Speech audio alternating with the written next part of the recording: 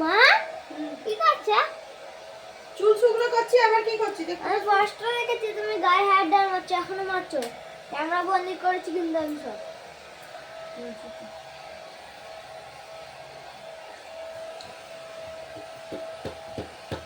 তুমি আর আমার বাবাকে বড় লোক হতে দেবে না, যা দেখছি।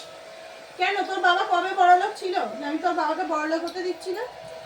হয়ে যে তোর এতদিনে তুমি এত কারেন্ট খরচ করছো বলে হতে পারে না কারেন্টের বিল দিতে। কারেন্টের বিল দিতে দিতে তোর বাবা বড়লোক হতে পারছে না। কথাগুলো না বুঝে সুঝে বলবি। বুঝে শুনেই বলছি।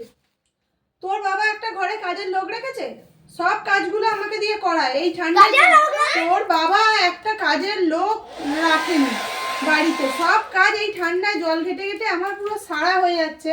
আর তুই একটু হেয়ার ড্রায়ার মারছিস, সেটাই তো চোখে পড়ে গেল তুমি না। মাথার উপর থেকে মারো। তিনটে বেজে গেছে, বাইরে একটু রোদ নেই, কিছু নেই। আমি এখন স্নান করে এলাম, সেটার বেলা তো চোখে পড়লো না, যেই একটু ড্রায়ার মারছি অমনি কারেন্ট পড়ছে, সেটা তোরা দেখতে পেয়ে গেলি। হ্যাঁ পেয়েছি। চোখ আছে। বাবা আর ছেলে দুটোই সমান হয়েছে। বাহ, ভেরি গুড। যা পারিস দেখবে যা। ড্রায়ার মেরে চুল মাথা গা সব শুকনো করে। আচ্ছা আচ্ছা আচ্ছা ঠিক আছে বাবা এখন বলতে না।